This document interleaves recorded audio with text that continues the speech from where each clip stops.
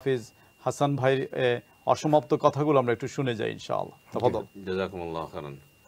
তো সুপ্রিয় দর্শকবৃন্দ, যারা এই মুহূর্তে দেখতেছেন, টিভি সেটের সামনে বসে আছেন, সবাইকে আবার অভিনন্দন ও শুভেচ্ছা জানিয়ে আমি যে কথাটি বলতেছিলাম যে এই কোরআনুল কারীমের গুরুত্বটা কেন আমাদের কাছে, যে আল্লাহ পাক রব্বুল আলামিন বলতেছেন, ইন্নামাল মুমিনুনা আল্লাযীনা ইযা যুকিরাল্লাহু ওয়াজিলাত কুলুবুহুম ওয়া ইযা তুলিয়াত আলাইহিম আয়াতুহু যাদাতহুম ঈমানা ওয়া আলা রাব্বিহিম ইয়াতাওয়াক্কালুন উলাইকা হুমুল মুমিনুনা হাক্কান লাহুম দারাজাতুন ইনদা রাব্বিহিম ওয়া মাগফিরাতুম ওয়া রিজকুন কারীম।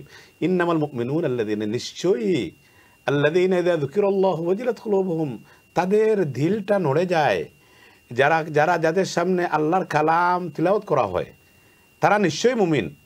ওইজা তুলিয়াত আলাইহিম আয়াতুহু যাদাতহুম ঈমানা, এবং শুধু যে তিলাওয়াত, তারা দিলটা নড়ে যায় তা না, তাদের ঈমান বৃদ্ধি পেয়ে যায়। ওইজা যাতুম আলা রাব্বিহিম ইয়াতাওয়াক্কালুন, এবং এরাই আল্লাহ পাক রব্বুল আলামিনের উপরে তারা ট্রাস্ট করে, ভরসা করে। উলাইকা হুমুল মুমিনুনা হাক্কান, এরা সত্যিকার রূপে আল্লাহর উপরে বিশ্বাসী। লাহুম দারাজাতুন ইনদা রাব্বিহিম, আল্লাহ পাক রব্বুল আলামিনের কাছে তাদের অনেক প্রতিদান এবং তাদের সম্মান অনেক বেশি উপরে।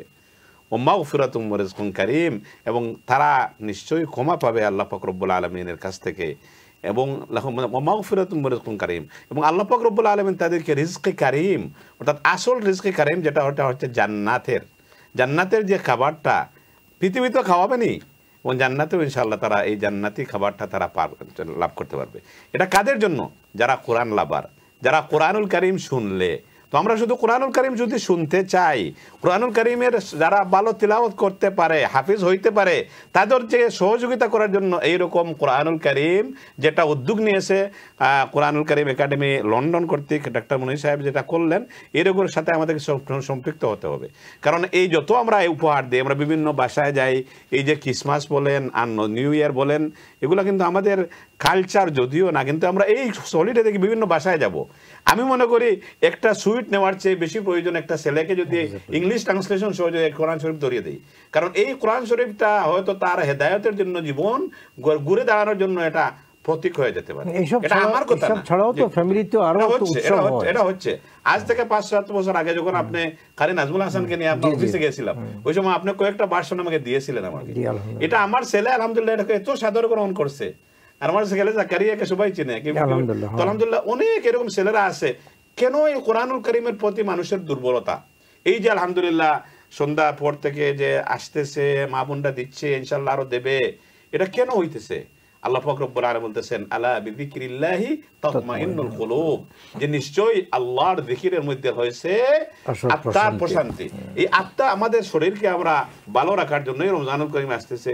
আমরা কোন জায়গায় ভালো মাংস পাওয়া যায়, কোন জায়গায় ভালো ছোলা পাওয়া যায়, কোন জায়গায় ভালো এগুলো আমরা দেখি, কোন জায়গায় ক্রিম পাওয়া যায়, এগুলো আমরা খুঁজতে থাকি। কিন্তু আমাদের যে রূহটা, আমাদের এই বডিটা, এই রূহের খাবার হচ্ছে এই আল্লাহ পাক রব্বুল আলামিনের স্মরণ। আর আল্লাহ পাক রব্বুল আলামিনের সর্বোচ্চ জিকির হচ্ছে কালামুল্লাহ, এই কোরআনুল কারীম। আমি এর জন্য আমি সবাইকে অনুরোধ করব যে আল কোরআনুল কারীমের একাডেমি লন্ডনের যে এই যে উদ্যোগটা, এটার সাথে অন্তত সবাই সম্পৃক্ত হবেন। আমরা সবসময় সৌদি আরবে যাই, আনসারি ভাই যান, এবং আমরা দেখি অনেক মা বোনরা, অনেক ভাইরা বলেন যে আমার পক্ষ থেকে, আমার মা বাবার পক্ষ থেকে 2টা কোরআন শরীফ মসজিদে নববীতে দিয়ে আসবেন, বাইতুল্লাহতে দিয়ে আসবেন, যাতে এখানে যারা তিলাওয়াত করে এই সবটা যেহেতু আমার মা বাবারা কবরে বসে পায়। এটা এইভাবে নিয়ত করে আমরা কিন্তু সবাই